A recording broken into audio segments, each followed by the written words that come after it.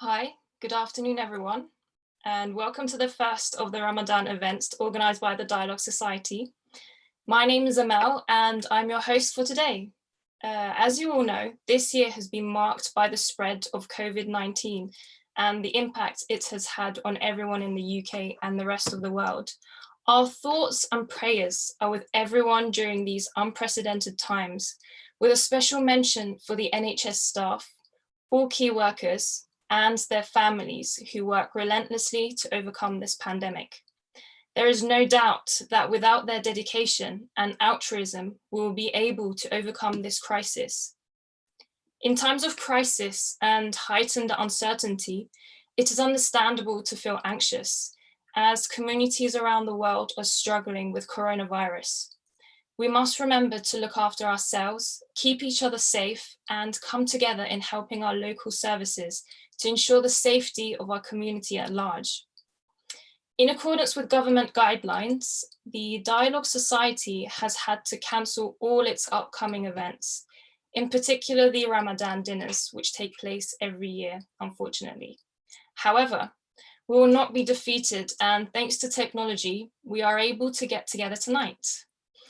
We will stick to our format of themed Ramadan events, and today's theme is, has social distancing made communities even more connected? So let me introduce you to our panelists for tonight in the order of their talks. We anticipate to finish this event no longer than 6:30 p.m.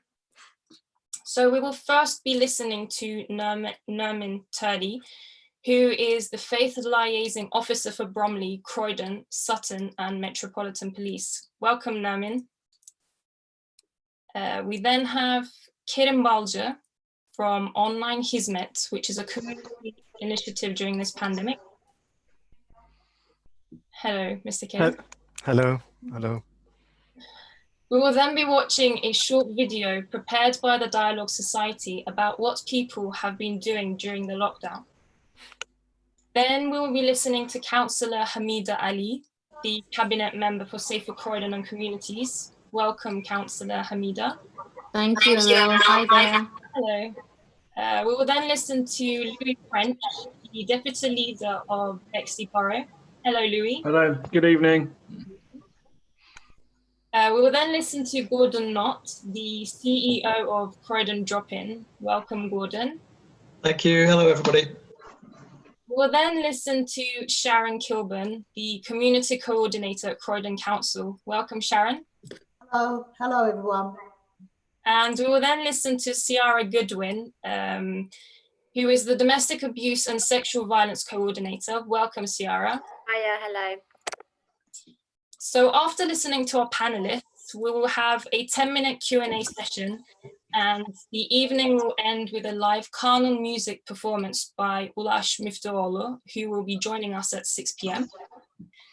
Before we start, I would like to inform our viewers that you are most welcome to ask our panelists any questions related to today's theme. We will aim to answer as many questions as we can within the imparted time of 10 minutes. And if you're watching from YouTube, please write your questions in the comments section. And for those following us on Zoom, you may flag a request to speak and you will be able to ask your questions. So Nermin, I would like to start with you, please. Indeed. Welcome again. Could you please tell us about your experiences on the current situation from a police force point of view, and more specifically from a faith officer's point of view, please? I'm finding actually that staying regularly in touch with the faith communities has really helped them as well as me. I find out 2 or 3 times a week from the faith communities how they are feeling, what is going on around them, if they have any concerns. And then, of course, as a police officer, I always remind them to think about reporting anything using 101 or 999 if it's an emergency. It's very important for the public to understand that police are using new powers to keep people safe. And, you know, we're not there to create any kind of negativity. We are there to help. We are there to engage and explain and encourage people. It's very much a last resort for us to think about enforcing anything. So I hope people truly understand that we care, and that is the reason that we are approaching them and speaking to them. What's really interesting is that the faith community has come back to me with some incredibly wonderful words for the police. You know, they've said to me, please thank them from the bottom of our hearts. Please tell them to stay safe. There's been a lot of appreciation, and I must admit that that is something really positive that's come out of this. But to answer your question about how social distancing made communities even more connected, yes, I believe in some ways it has, because I think that there's a generosity of spirit through faith that has come from the communities, through the charity work that they're doing, through the distribution of food packages. I've had community members contact me, asking if they're doing it the right way, which is fantastic that they're asking these questions. They're talking to the council, they're asking about social distancing, they're making sure that they're adhering to the rules of the guidelines, which is absolutely amazing. And there's a certain kind of respect that I can't explain to you that seems to be running through this very awful time that we are having. But of course, we need to look at the positive things that are also coming out of this with the communities. So in a way, I think traditions in a sense are coming back. And I truly believe that food has its own way of bringing the spirit of people together. And it's even managing to do that with the police. So yes, there are problems. I know that social distancing creates other issues, but at the same time, the communities are talking to me, which I am extremely grateful for, because if we didn't have that communication, then it just wouldn't work for me as a faith officer. One point I will touch on before I finish. Domestic abuse is a subject, it's a controversial subject. I am aware that social distancing and having to be in self-isolation has potentially put victims at greater risk. Historically, domestic abuse is underreported. Victims feel more isolated and have less opportunity to access help and support. Each of our basic command units continue to prioritize and respond to domestic calls. And we're working very closely with a range of partners. So I just want to assure people out there that the police are there and they are doing their job to the best of their abilities, even in this uncertain time. Thank you so much, Nermin. It's very nice to hear that the police are very dedicated in trying to keep us all safe during these unsettling times. Thank you very much again. Thank you, you're welcome. Now we're going to hear from Kerim Balci, who is leading the community initiative Online Hizmet, which started in response to the pandemic. So welcome, Kerim. Could you please tell us about what this initiative is about and what is its purpose? Hello, everyone. Let me first tell a few words about what is Hizmet. Hizmet is a global education movement. It's a faith-based movement, which does have proponents, sympathizers, followers in United Kingdom also. We here in United Kingdom, as the organizations that are inclined towards the philosophy of Hizmet in education, have formed already a platform called Voices in Britain platform, which was the umbrella organization of several other organizations. But the Hizmet community here in United Kingdom is about 1,000 families, and half of this number is newcomers. Due to political situation in Turkey, we have been receiving a lot of immigrants into United Kingdom, and I can say in the last 4 years we received over 500 families. And because of the asylum system, these families are distributed all around United Kingdom. So there were small clusters of families, 10 families, 2 families here and there all around United Kingdom. So the issue of social distance was already in a problem for Hizmet people because we were not well connected. At normal times, you can overcome the issues by traveling, going and visiting a neighbor, finding somebody help you by means of translation and so on. But under COVID-19 conditions, these were really problems. So the COVID-19 was for us not only a health emergency, but it was an emergency of uncertainty and inability to communicate. About 500 families did have problems by means of how to communicate to the schools, reading the emails that were coming from the schools. They didn't know what happened. They didn't realize what kind of, measures the government was asking them to obey and follow and so on. So as an urgent effort, we decided to establish a WhatsApp group. And yet in WhatsApp, everybody knows the information flows and you cannot, keep the information at some point. So we decided to establish a temporary website also called onlinehizmet.org, where we started to publish articles, analysis, news items about what's going on, where our country is going towards and so on, so that we managed to inform our people in the language that they do best understand in Turkish. A particular issue, the Turkish community, the Hizmet people in this country are largely, over 90% are Turkish-speaking community, was the ECAA Ankara Agreement visa issue. When the government declared the economic measures to help people under COVID-19 conditions, many people had these questions whether these measures are also valid for people who are staying in this country with Ankara Agreement visa because they are actually self-employed people. And this question had to take a long time to be clarified by Home Office itself. We were influential not only by means of communicating the concerns of the grassroots of Hizmet people in this country, but also we communicated with Home Office and in the end managed to take an answer to their questions. Our website is creating weekly content for about 5 to 7 articles that are informing people about what's going on, what kind of services the general Hizmet organization is providing to people. Of course, all other Hizmet organizations realized the imminency of the problems, so they moved into online also. For example, many families were suffering from lack of communication with the local schools because their English language level were not enough for that.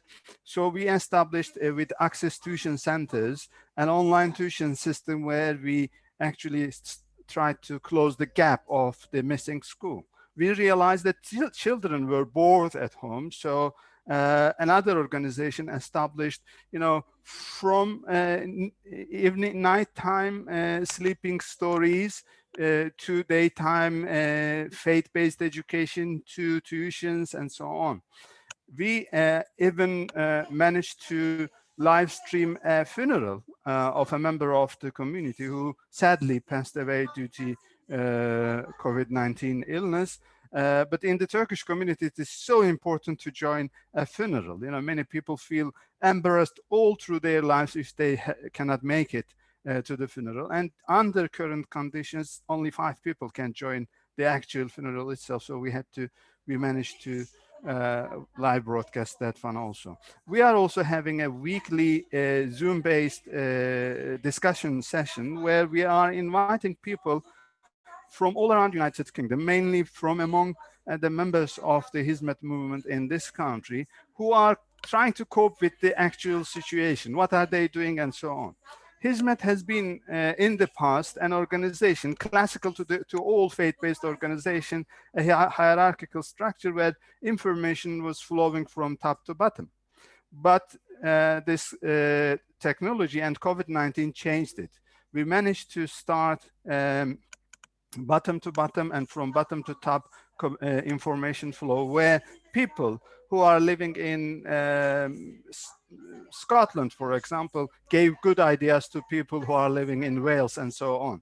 So that Sunday meetings also became a kind of psychological therapy for the members of the society. Thank you very much for the time you spared to me. Unfortunately, I won't be able to stay for the Q&A session. I'm both suffering from a hay fever, and also I do have another meeting soon after this one. I congratulate Dialogue Society to have come this beautiful idea to bring us together under the Ramadan. Thank you. Thank you, Kerim, and I hope you get well soon. Thank you. It is great to see how individuals are caring and they're proactive and they're trying to take actions to address the needs within the community. It's wonderful to hear these. We now have a short video to watch, which is prepared by the Dialogue Society, and it's entitled Jazzing Up, #Stay at Home. So I hope you enjoy it.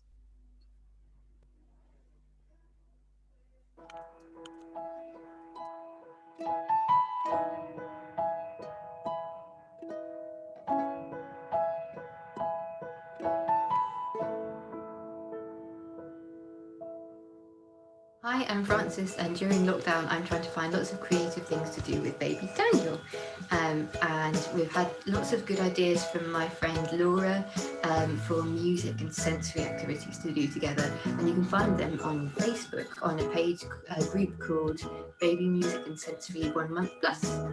Hi, I'm Nancy Platts, leader of Brighton and Hove City Council. During lockdown, I've been upcycling this little desk that I bought from the flea market in Kemp Town. So I'm just putting some white spirit on to see where there's still paint on the surface, and then I'm going to do a bit more sanding down.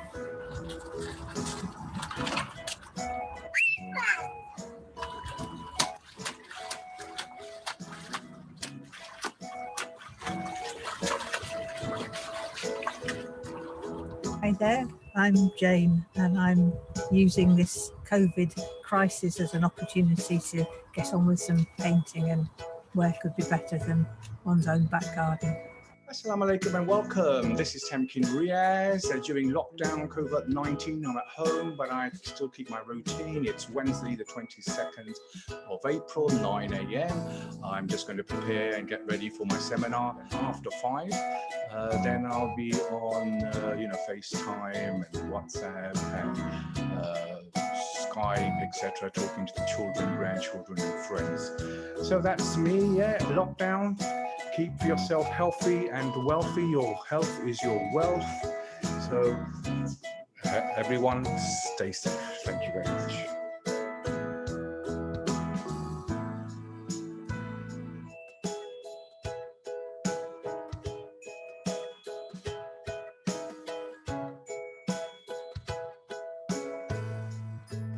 I'm staying home making English paper-pieced patchwork quilts. Here's the one I'm working on at the moment, made of old curtain fabrics. There's some of the papers. And this is one I made a while ago from old shirts. It's a great way to recycle fabrics, and it's also a very good way of staying calm and creative. Assalamu alaikum. My name's Ajaib Hussain. I live in Rochester. I came out here to Pakistan in South Kashmir. End of February, actually. 2 weeks later, we went into lockdown. It was very difficult. Obviously, we're in a situation with the pandemic, which is affecting worldwide, both in Kashmir here as well as in the UK. I'm sure everyone is touched by some family or friend who's had this virus. Alhamdulillah, we're very fine here in Kashmir. We're doing our best to stay within the rules. But it's a very open environment. As I'm spinning around, you can see in our home, we have a lot of open space. I think that's it from my side. Wishing you all a very good recovery from this crisis, and together we will pull through. Okay. Assalamu alaikum wa rahmatullahi wa barakatuh. My name's Annalisa Dodds. I live in Oxford, where I'm one of the members of Parliament. I've been asked to take part in this project by one of my constituents. I think as we stay at home, it's really important that we look out for others. I've been so impressed by all the work that's going on to do that, whether it's ringing an elderly neighbour or offering to help somebody out with their shopping. There's so much that communities are doing together. Let's keep that going, even after we get out of this crisis. Hi everyone, my name is Iffy, and this is a quick message just to say thank you to everyone who has been supporting their communities, looking after the vulnerable and supporting the NHS. And please, please, please continue to stay at home so it can enable us to fight coronavirus and flatten the curve.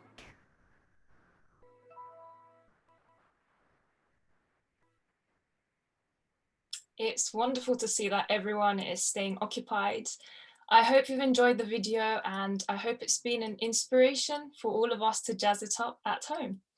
So now let's listen to Councillor Hamida. Welcome, Councillor Hamida. How do you expect communities will react after this pandemic, and what are the measures taken by the council?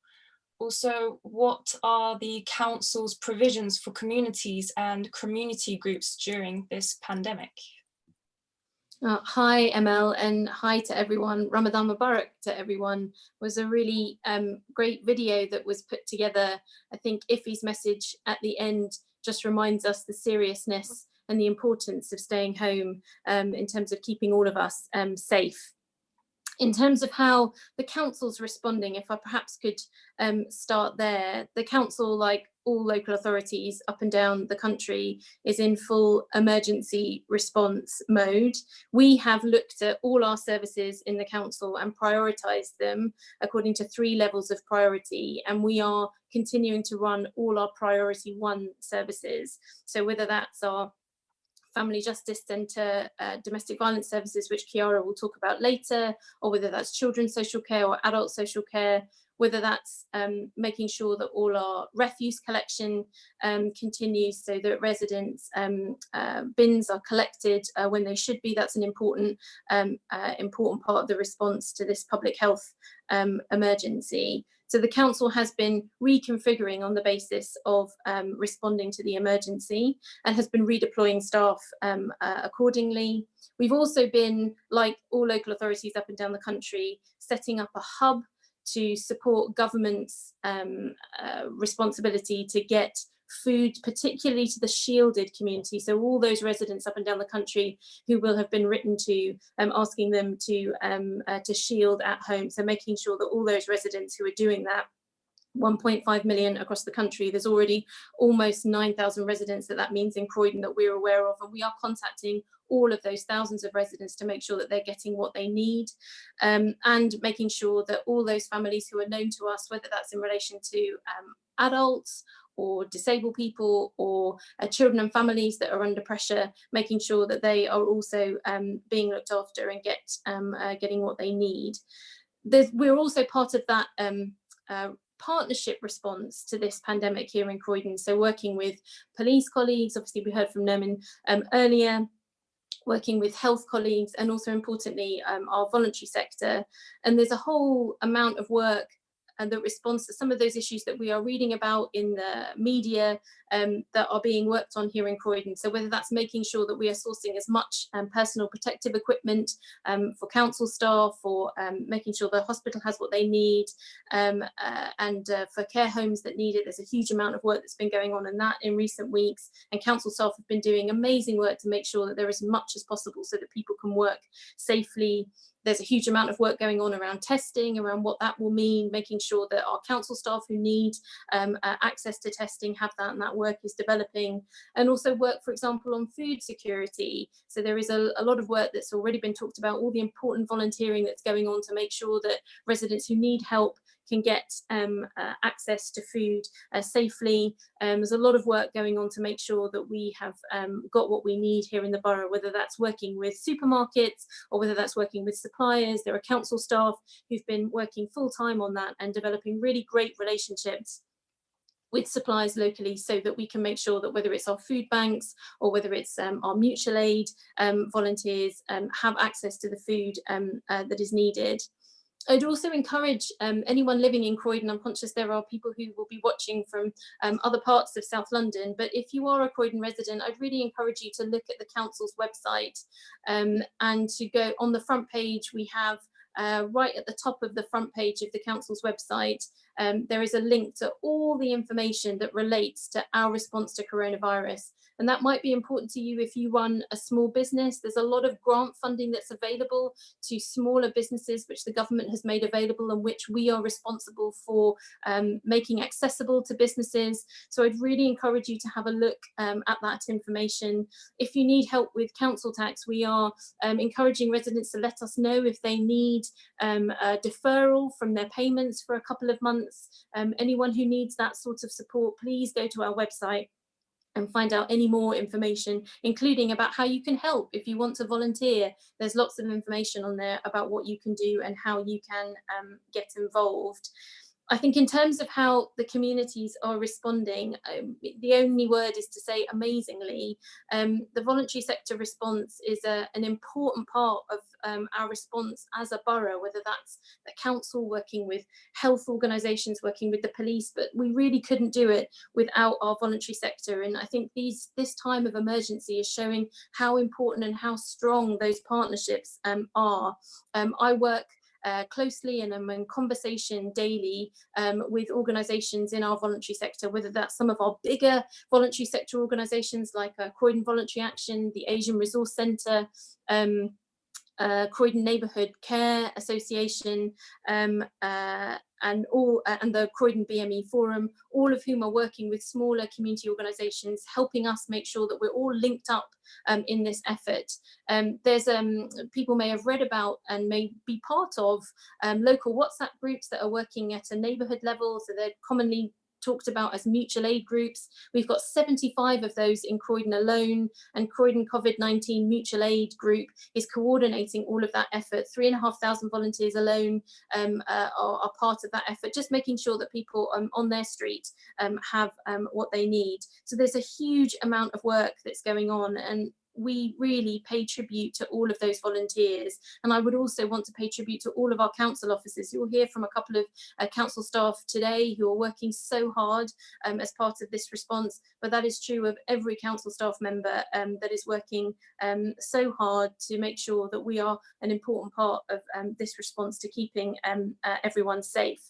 There are a couple of other things as well to try and support the voluntary sector, given the pressure that everybody is under. So the council has set up an emergency fund of up to £100,000, where organisations can come forward and ask for small amounts of money to be able to help them, either because of what they're doing as part of this response, or indeed how they've had to change what they're doing in order to be able to keep going and to keep helping people at this time. And we've been inundated with bids. We've had over 50 bids already, and that money is going fast to important places, often around supporting around this need for food.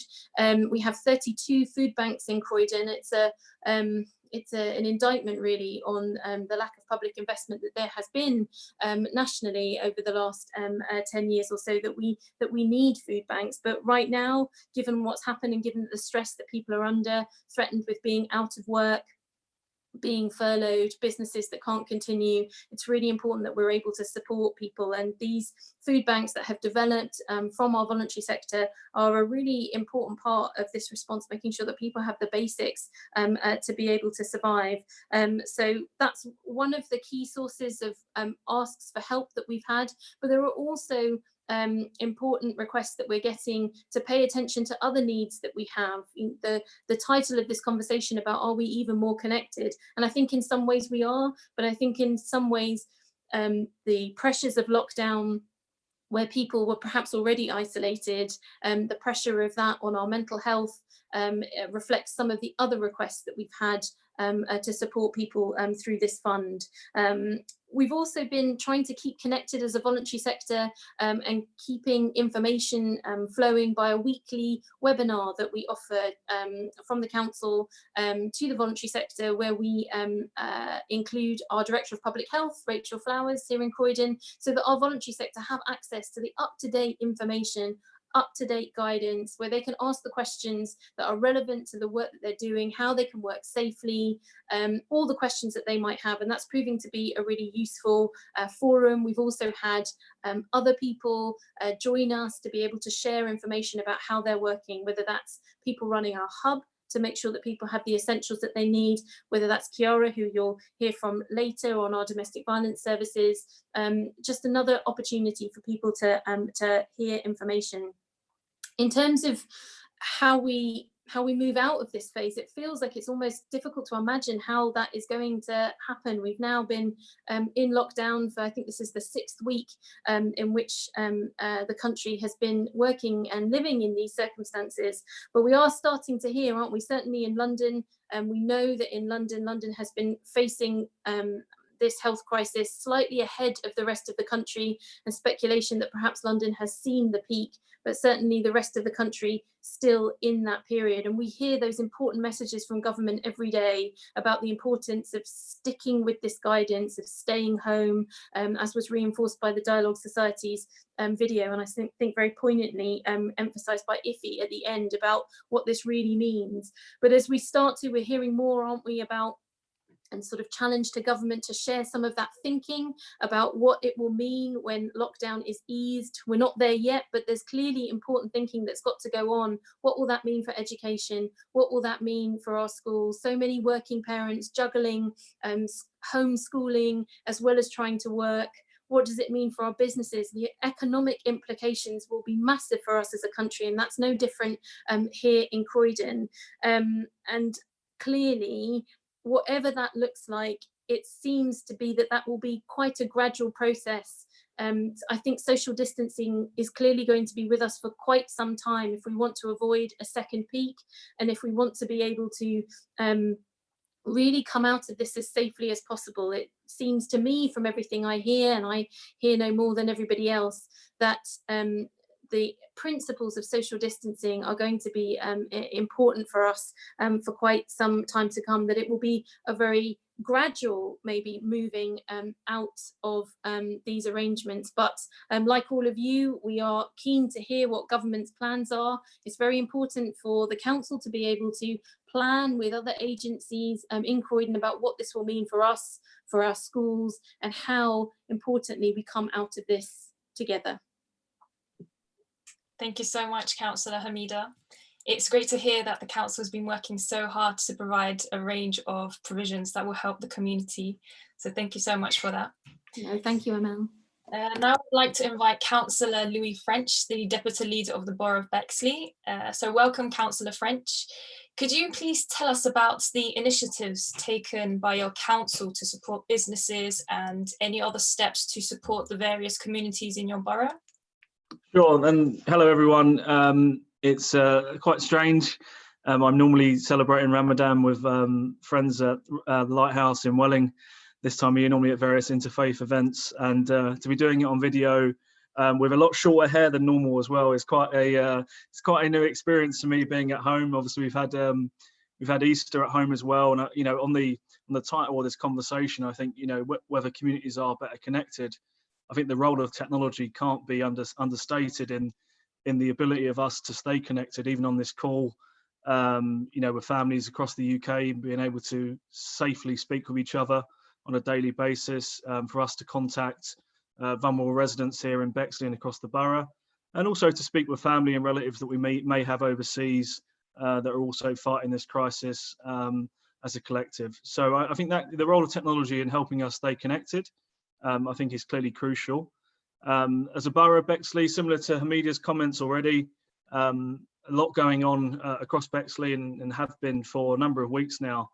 You know, time has really flown on this, and you know, seeing the Prime Minister coming out of hospital on Monday and kind of back to action, hopefully is a positive sign that we are starting to enter the next phase of this. But of course, we must carry on following the health guidance that's coming out from the experts.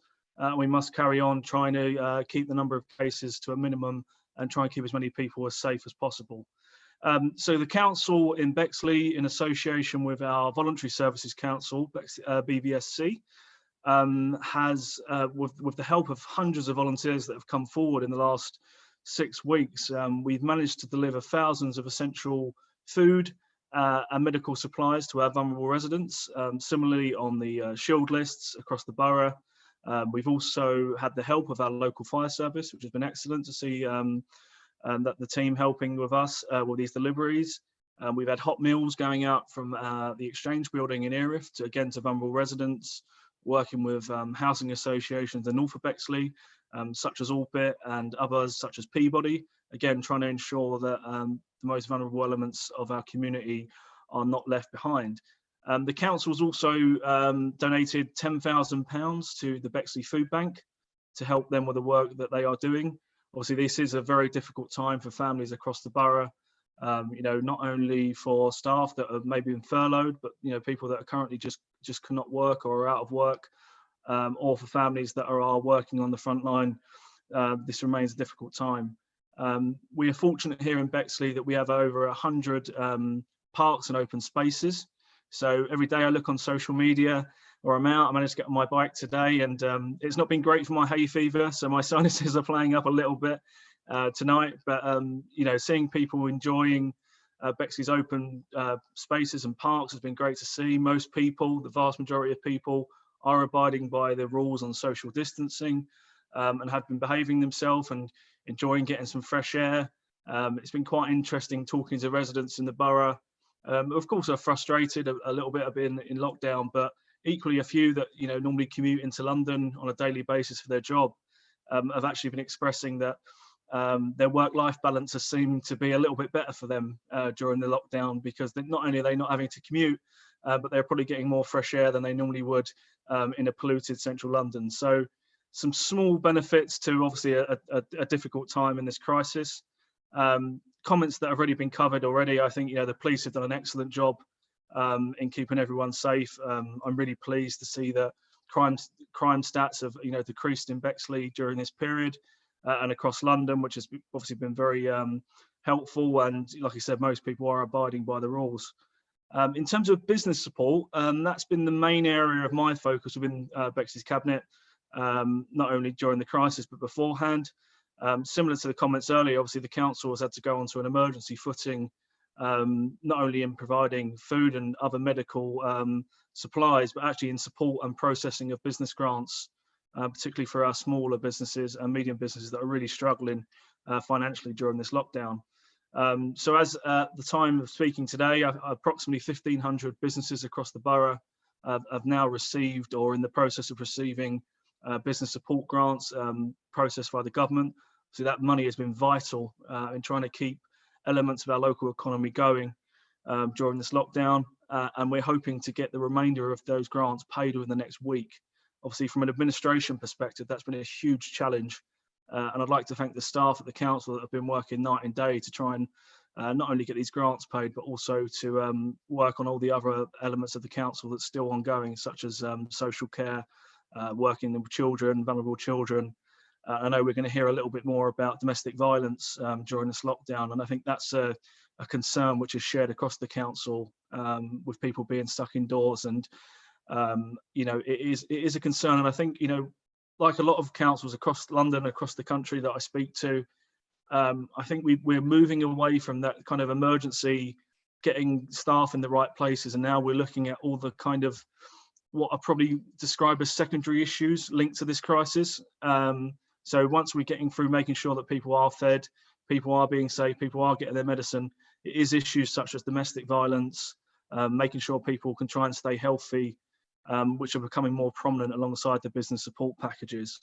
Alongside that, we have been hosting a number of web calls for local businesses to join in on. Via Engine House, which is in the north of Bexley, we're able to put together quite a good number of people from across industries, with the Financial Federation of Small Businesses, chipping in to provide excellent guidance for many Bexley companies during this crisis.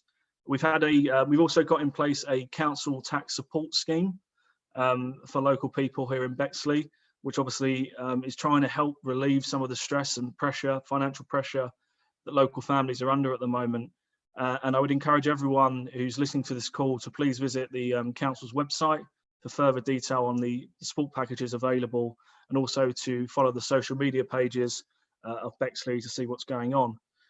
So I've already mentioned kind of some of the bits the council's doing.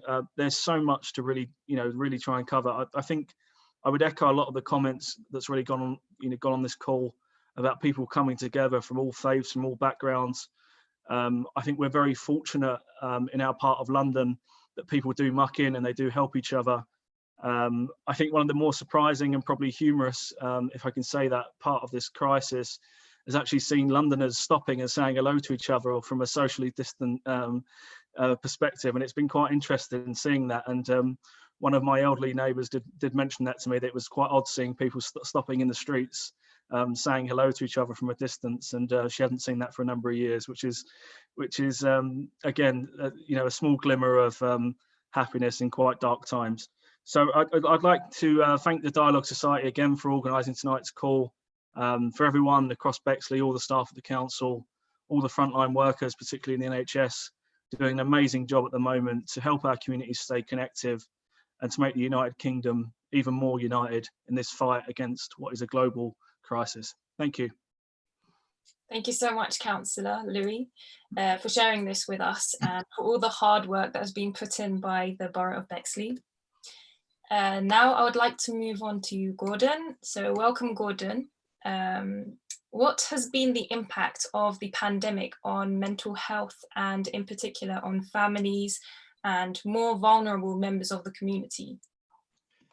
Hi, Emma. Thank you very much for the invite this afternoon. And yeah, thanks to colleagues so far. And I think, what we're going through currently is testament to the strength of the partnerships that we have, certainly amongst the voluntary and community sector, but also the connections we have with statutory colleagues and partners as well. And it's a joint effort that we're currently engaged in. I mean, thinking about the question tonight, and just to start with a bit of an anecdote, yesterday, while looking for a different route to take her daily exercise, a colleague from our charity went walking through the local woods, and she came across a clearing in which there was a herd of 50 deer laying in the grass, and amongst the herd was a white stag. An amazing sight and an experience which might be argued would not have been had if she hadn't been looking for a new route. The current pandemic has demolished a lot of our familiar structures and significantly changed our daily routines and denied us access to our usual timetables and forced us individually and as a service to look for new paths, for new purposes, and has encouraged us to be creative and resourceful in that search for different ways of living and working. So Croydon Drop-In, which is a service for children, young people and families, working information, advice, outreach, counselling, therapy. We closed our face-to-face services to children, young people, families on the 17th of March, and overnight we were challenged with the task of how to keep delivering support for people's emotional well-being, how to stay in connection. The first form of communication we obviously turned to was a telephone. And once offered as an alternative means of connection, we found that around 80% of young people took us up on the offer. We are in contact with the other 20% who either told us they were feeling well enough to keep going without our support, or who wished to come back to face-to-face sessions once we reopen. And obviously thinking about post-lockdown, we're anticipating a bit of a bottleneck where we have previous young people who are being supported along with all the new demands on our services in the meantime. But in answer to the question, has social distancing made communities even more connected? The evidence so far that we're experiencing and collecting over the last 5 weeks, it seems the jury may still be out. On the one hand, we know of children and young people for whom the crisis is amplifying their distress. For example, some young refugees and children who are looked after are experiencing re-traumatization, as the current confinement is a reminder, it's a trigger for them of where they were previously exploited or trafficked. However, on the plus side, this is something we can work with, something we can help with. We know trauma is treatable. And for households and families, this opportunity to having to engage differently with each other and more intensely, for some this will be a positive one, but for others, and the evidence of this may still be hidden from us, it will be less so. And in the face of the uncertainty of facing potential illness and bereavement and of not having total control of this virus, we've all become more vulnerable. And for some of the people we work with, this has empowered them to reach out, either to offer help or to seek it. And yet, you know, for others, this has made them withdraw even further. And our challenge will be how to draw them back in. And so from our point of view, what's undeniable is that the crisis has exposed gaps, inequalities and divisions. However, now we know this more overtly than ever. So it gives us the opportunity to do something, to make the changes. And as we keep hearing you know, from the community, from staff, from friends and family, things cannot go back to how they were before, or will they? At Croydon Drop-In, we know that, you know, the way we deliver services will definitely change, and that's a good thing. You know, we'll be making more of an enhanced offer, one that is more flexible, able to respond to communities who are quite literally in isolation. And we are being tested on a daily basis to stay in connection, to encourage connection, you know, and to seek out those who may benefit from the connection. And the response that we've all witnessed from our communities is generally a heartening one, certainly from workers involved in terms of trying to support the community. You know, we've all become aware that we need each other more than ever, and it is that interdependence that increases our chances of survival. You know, we've also become aware that if the authorities really need to, they can build a hospital in 2 weeks or house the homeless pretty much overnight. So the anecdote about the white stag is also an offer of connection. You know, and if we weren't in lockdown, maybe this wouldn't have happened. However, it's a story that we at Croydon Drop-In will remember from this time. And, you know, it may come to symbolize some of the unexpected benefits, as well as the hope and the optimism, you know, that we carry for ourselves and for the community. Thank you. Thank you very much, Gordon. And a big thank you to everyone who's volunteering at Croydon Drop-In for their time and their efforts during these unprecedented times. Now I would like to turn to Sharon. Welcome, Sharon. You have been actively involved with community matters for many years, and we're wondering what changes you have noticed within the community during this pandemic, and did you find that people have become more supportive of each other? Yeah, well, over the last few weeks, and I'm not going to touch on a lot of the speakers have already spoken about the fantastic work that's going on in our communities and how organisations are coming together. One of the things I have seen during this time, I've been working with other council colleagues supporting the voluntary sector organisations. I've been currently working on the helpline, so when vulnerable residents are ringing up for that support. What I see is, and it's almost every single conversation I have, is that there are a lot of socially isolated people that were isolated prior to this pandemic and are actually feeling it a lot more now. So that's one of the things that have come about, that I've observed, where although communities are coming together, there is definitely this gap, and Gordon, you've touched on identifying, seeing these gaps, where we can do a lot more after the pandemic in terms of supporting those that feel really isolated.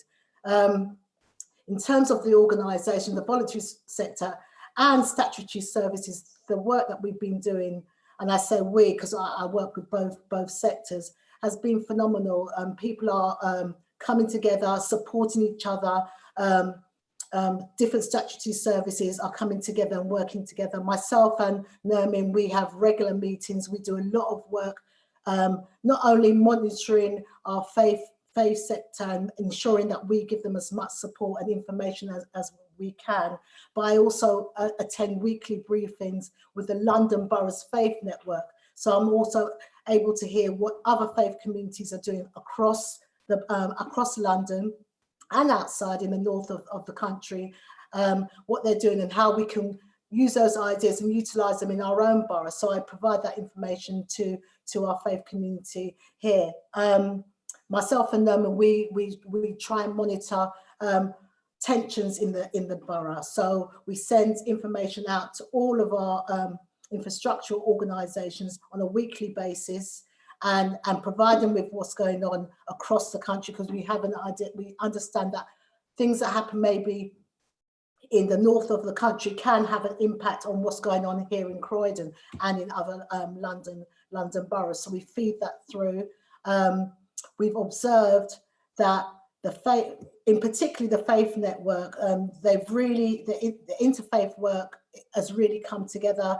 They have, on Monday, we had one of our infrastructural organisations, Faith Together in Croydon, providing meals after iftar to the NHS staff. So they were able to provide meals to 50 NHS staff on Monday. So that was some fantastic work. And that shows where communities, voluntary sector and statutory services are working together.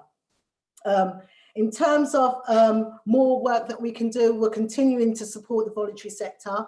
We're continuing to, so for instance, I've been working, as I said, on the helpline, but I've also been working with other council colleagues in helping them update their database, because we're getting calls in every day for support from individuals and from organisations where they can go for support.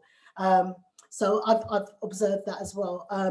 I think the council, I've seen how officers have come together. I mean, we've got officers working weekends, late into the evenings. I mean, Ciara will go into the work that they're doing at Family Justice Centre. I mean, phenomenal piece of work again.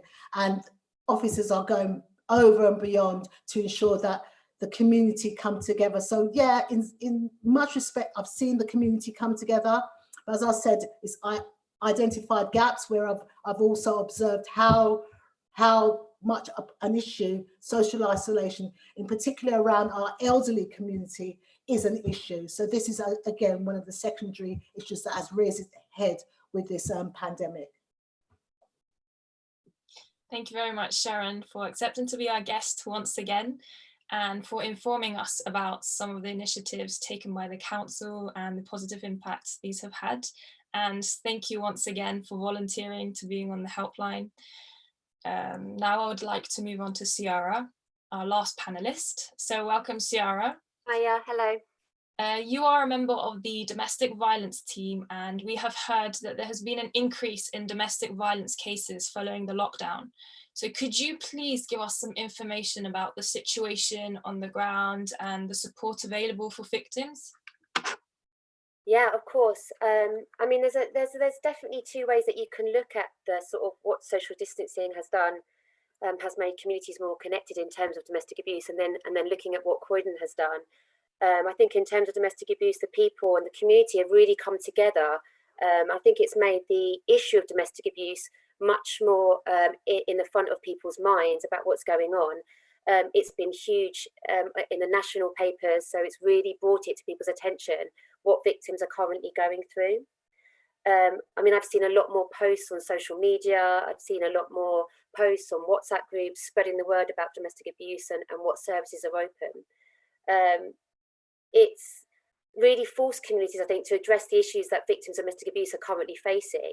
And it's helping and encouraging people to look out for their neighbours and for their friends and for their family. And to, you know, if they're hearing those arguments go on, those arguments next door, hearing anything more violent, to call the police straight away, instead of just thinking, oh, what's that? They're just arguing again, making those calls straight away, and to also helping them to share the information. And I think the most important thing at the moment is that information is getting out there to victims, that domestic abuse services are open and are working or as business as usual, especially in Croydon. From the very beginning of lockdown, the FJC, Croydon's Domestic Abuse Service, has not shut its door at all. We've continued to be open. We've continued to see drop-ins. We've continued to do telephone appointments as safely as we can. We have IDVAs based at the FJC, and we also have IDVAs based at home, being able to speak to our most high-risk victims of domestic abuse. We have moved our high-risk meetings, which is called a MARAC meeting. We've moved that weekly, so that we are working with the police in partnership to discuss those cases, discuss those women and those families, to try to ensure that there's safety plans put in place, and so that we're aware of where they are, what's that perpetrator doing, what's that victim doing. We've also seen really good response from our business community. We've got a campaign that we are launching next Monday in partnership with the police. We worked very closely with the licensing team on this and also with our Safer Neighbourhood team. And we have our domestic abuse posters going out in over 400 of our off licenses within the borough, detailing our domestic abuse service being open, as well as the national number. And we also are creating safe spaces within some of our superstores, some of our food superstores in Croydon, so that victims can access support and advice, a safe place, a refuge, a telephone, so that they can either call the local domestic abuse service, which is us, but also the National Domestic Abuse Helpline, or if it's an emergency, the police. So some of the fantastic businesses, we've got Tesco's involved, Waitrose, Aldi, Lidl, and Morrison's on the Pearly Way. So some really big businesses there backing our campaign and taking a real stand against domestic abuse, which I think is just fantastic. And whether that would have taken place before COVID-19, I'm not sure, but it certainly feels like people are much more willing to be connected to what's going on with victims. I'm hearing stories of cookies being dropped off so that we can take them to refuges, and lots of money being raised so that we can give them to our local refuges who are desperately trying to remain open so that they can continue to support victims, not just in Croydon, but from anybody coming in from any borough as well. We know that nationally, I mean, for years, refuges have seen a real decline in funding towards their organisations. And what we're seeing now is the government stepping up and pumping money into domestic abuse services, and also into services supporting children who are living in these organisations. Croydon are working extremely closely with our social care team, so our adult social care, our children's social care, continuing giving them safety advice around how to support victims. I've heard some really great stories of social workers thinking outside the box to connect with their victims, meeting them outside the home. I've heard some really fantastic stories of just people in the community setting up safe words with victims within their roads and their WhatsApp groups. So, you know, things like, can I have my red jumper back, indicating that someone's in trouble, and so that person would then call the police. Is such a fantastic idea.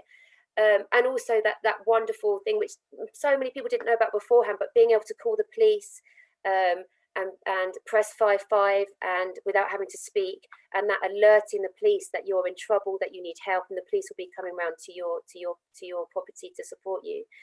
In terms of Croydon, since in the last 6 weeks we've had 200 domestic abuse arrests in the borough, so that's 5 arrests a day. 561 offences during the 6 weeks, so that's 13 offences a day. And in the last week, we've had a 25% increase in incidents since the week before. Across Pan London, there's been quite a dip in some areas, so some boroughs have seen a real dip in the domestic abuse reporting. And I think the only reason we can put that down to is that victims either don't have access to their phone or don't feel confident that they're aware of what services are available to them. So I think the most important thing that we can all do as a community, as our local authorities, is to get the word out there that it is, if you need to flee, that women's refuges are open, that you can still contact your local IDFA services, and especially for Croydon, that we remain open and that you can drop in. We will be there for you. We will find you emergency accommodation. We have fantastic links with our housing accommodation. We can place people over the weekend. One of the responses that the FJC has done is to be open 7 days a week now. So we are open 9 till 5, Monday to Friday.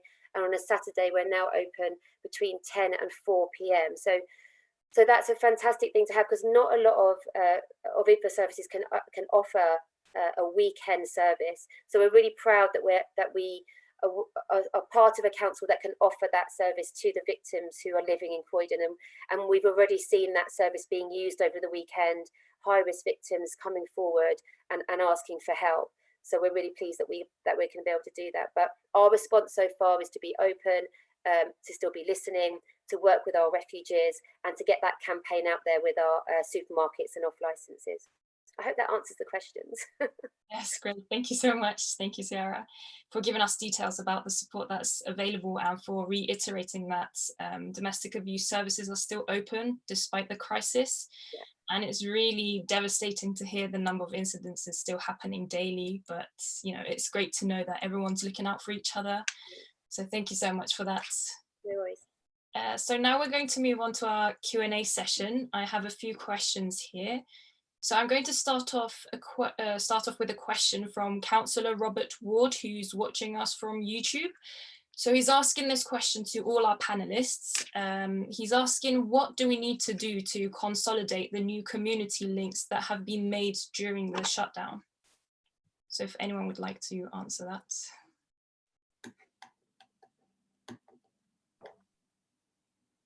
From the voluntary sector, I think it's just, I mean, like Hamida said, the weekly public health briefing with the Director of Public Health has been really useful. We're certainly, as CEOs from the voluntary sector, we're also meeting fortnightly online as well. I think, you know, there's initiatives like this that there's no going back from. I think we can just exploit these, and we've gone from 0 to 60 in a very short amount of time in terms of using this kind of technology. So I guess one point will be just let's make sure we continue this, because it has its downsides. I think it can be quite intense, and it's tempting. We have to learn to turn the thing off. But actually, let's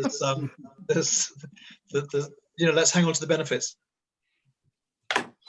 Just to add, if I can, and hi to Councillor Ward, I think in lots of different instances and lots of different organisations, people are asking the question, and this is no less true in Croydon Council.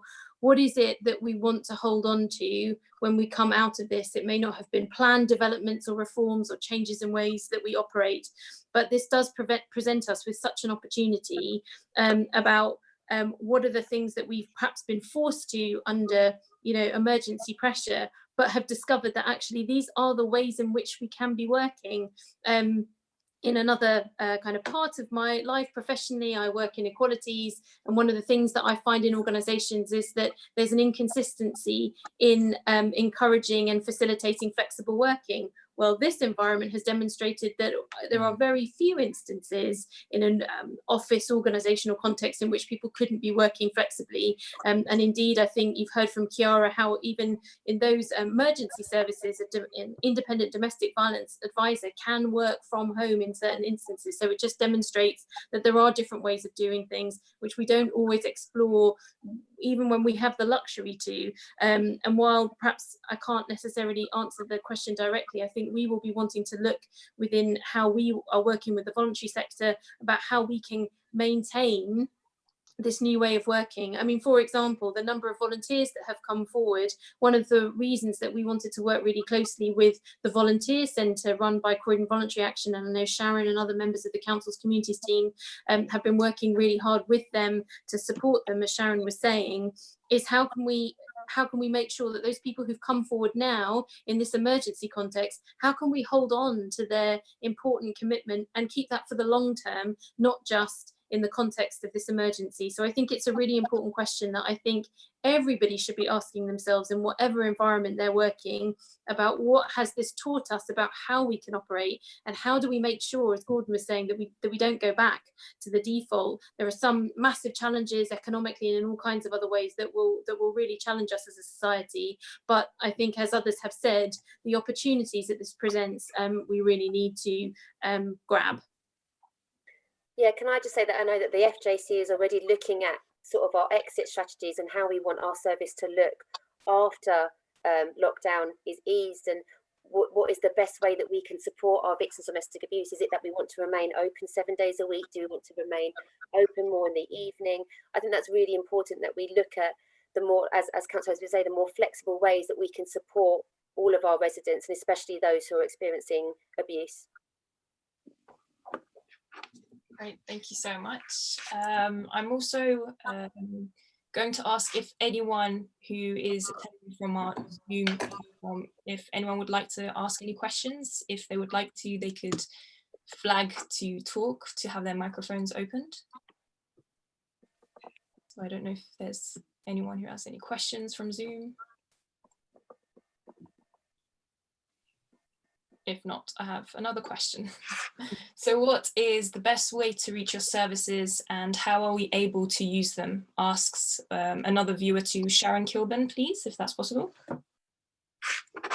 Yes, right. I think Councillor Ali touched on it. If you go onto the Croydon Council website, you just go into Croydon Council, all the contact details for the COVID-19 emergency response is there. So it's there on the front page. Also, if you contact Croydon Voluntary Action, as I said, I've been manning the helpline, and you just contact, you can go online or give them a call, and they can, I can get the number for you now, and they will provide any support that you need. So the information is there, and it's quite easy to access. As I said, there's a number of groups. It's on the council website. It's on all the voluntary sector organisations. They all have information as well on their websites. And there's a number of local groups with Facebook pages that you can access via social media platforms. And Emma, if I can, just from a Bexley point of view, I forgot to reference the coronavirus helpline we've set up. So any Bexley residents, you can call between the hours of 8 AM and 8 PM every day. There'll be people on the help desk. The phone number for that is 020 3045 5398. So that's 020 3045 5398, and that's alongside all the information you can find on the Bexley Council website and the Bexley for Business website for local businesses looking for grant and various webinar supports available. Thank you. Thank you so much, Sharon and Councillor Louie. We have another question, again from one of our audience. This is a general question for everyone, so again, every panelist can answer this. We could ask ourselves about what we are doing about our own self-care and what our staff and colleagues are doing about self-care. We hear a lot about people working longer hours and the intensity of working online or being on the phone for long periods. And for those working from home means there is a blurring of the boundaries, because home used to be where we get respite from work, but instead now our home has turned into our workplace. So how do we make sure we recharge? How do we stay positive in these times? That's a very good question, Emma.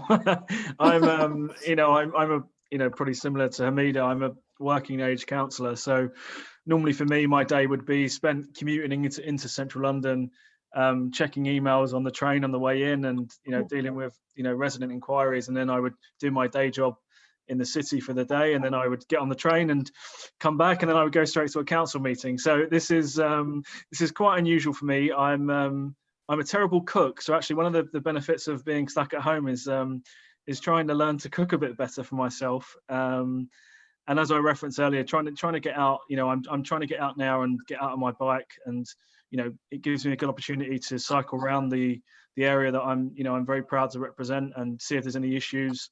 But that hour also just gives me a bit of thinking time and a bit of downtime, because I suspect, like a lot of people out there at the moment, it's pretty full on, and like you said, the kind of the barriers of home life and work life are very much mixed in at the moment. So I encourage everyone, if they can, to make sure they use their daily exercise each day and do it safely, because it's very good for everyone's mental and physical health. For us, as a team, as a team at the council, we meet every week. So we have a weekly meeting, and it's not all formal. We talk about what we've been doing, if we've had any latest dances, latest crazes, latest books that you're reading, what films are you watching. So we try and meet up as a team every week. We also have a WhatsApp group, so we send jokes and videos to cheer each other up. I think everyone's trying to do their exercise. I find I'm doing a lot more exercise than I did before this pandemic, so that's a really good thing.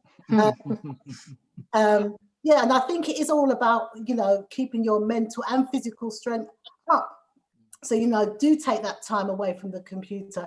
I think it is so tempting to check your emails, have another meeting, but it is about getting that balance and taking time out. Every hour I try and go into the kitchen, make a cup of tea, make a drink, and come back, talk to my friends, talk to my colleagues as well, not just about work, just to see how they're doing.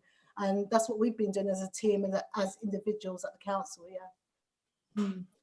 Just to, I was going to say, just to add, I'm just going to be repeating, I think, what Louie and what Sharon have said, but I recognise a great deal from what they talk about from Louie's usual routine, which I absolutely recognise, and it's very, very strange to be totally at home when I feel that previously I was totally not at home, and I absolutely recognise what Sharon was saying about the challenges of, you know, working with a team when you are largely home-based, and certainly the advice that I know the council's been given to staff, but also the organisation where I'm an employee, which is about the importance, just as Sharon has said, of taking those regular breaks. It's really, I absolutely recognise what the questioner is raising. It is so difficult when you're used to your home space being the place which is not where you're working necessarily, and suddenly all those things that happen at work are suddenly happening in your domestic space, and how important it is to be able to recognise when work starts and when work should finish, and to try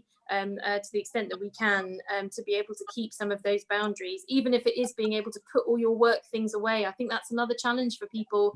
You know, we don't all have the same access to space where we live, and a lot of people won't have the right equipment, they won't have the right furniture, they won't have necessarily a quiet space always to work, but where we can, to be able to put those work things visibly away, so that, you know, that time for rest, that time for relaxation is there. I'm certainly trying with exercise. I used to rely on just the running around of the day to be able to get away with that, and now I'm in week 5, about to start, of the sofa to 5k as my way of trying to be able to maintain that exercise, which of course is so important to maintaining our mental health in terms of stimulating our physical health, but really, really important questions. And I thought the Dialogue Society's video showed a lot of ways that people are trying to do that, whether that's painting, whether that's doing more reading, whether that's you know, just enjoying the outdoors, obviously in a safe way. I think I'd like to do a lot more jumping in puddles like the toddler was doing on the film. But yeah, just as an aside, I mean, when you talk about what can we take forward, hopefully we can take some of this forward, because the madness, and I concur with that, the madness of getting on the train, checking the emails, getting to the office, checking the emails on the way home, getting home, checking the emails again. It's just no way of living healthily. And if we're not looking after ourselves, how can we be in a good enough place to help others? The only other thing I'd say is, you know, what I have enjoyed, if anyone's got a view of a tree or anything, I've noticed the blossom on a daily basis unfurling, whereas normally I just see it, you know, on every Saturday or Sunday, and then within the week I go, wow, how did that tree turn into a full leaf? And the last thing, I never knew how noisy birds were either. So that's been a real revelation, and you know, that's the kind of stuff that keeps me healthy, just noticing, you know, and reflecting more on what's going on. When it comes to dealing with police, with colleagues, I'm a blue light champion and a mental health first aider for the Met Police, and we've been having meetings about helping our colleagues. And I also am part of a different network where I run a WhatsApp group, and I am there for my colleagues if they need me. But I must admit, the breaks are very important, and I've been taking my short breaks, but I've managed to teach my sons to darn, to hem, and to cook. So those are the positive things that people can do, which is why when I was first talking, I mentioned about traditional values. We can bring those things back, and that can really help our mental health to improve the skills that we already have. Well, it was great to hear that everyone's staying positive and trying to break their work and, you know, personal life routine. So it's great to hear that we're all staying positive. So before we close this live event, we have a live canon performance from our volunteer Ulash. So I hope he's connected. Amel, could I just say one thing before the final performance? Yeah, could everybody please congratulate Amel, because it's actually her birthday today. So happy birthday, Amel. Happy birthday. Happy birthday. Thank you so much. Yes, it feels weird to have a birthday celebration in lockdown environment, but it's nice. It's also my daughter's birthday today, so happy birthday. It's wonderful to hear. I'm just trying to check if the musician has been able to be connected.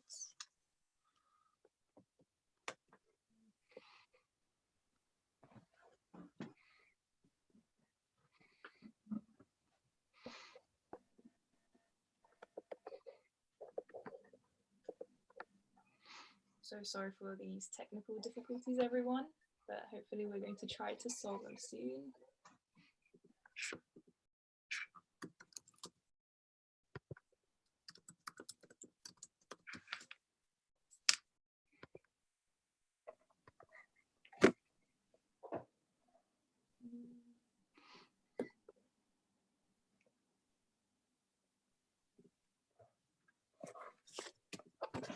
So unfortunately, we aren't able to connect our volunteer to do the live performance, which is a bit sad, but I guess technology has its downfalls sometimes.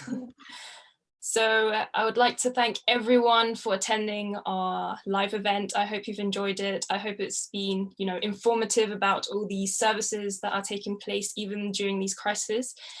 And before I end this, I would like everyone to not forget to subscribe to our YouTube channel, please, and to follow us on our social media accounts for more information of our upcoming events.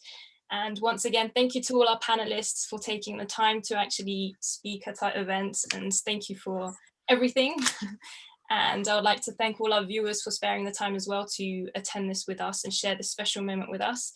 So good evening to all, and I hope you enjoy your iftar for those who are going to have their iftar soon. And good evening. Thank you. Take care. Thank you. Take care. Bye.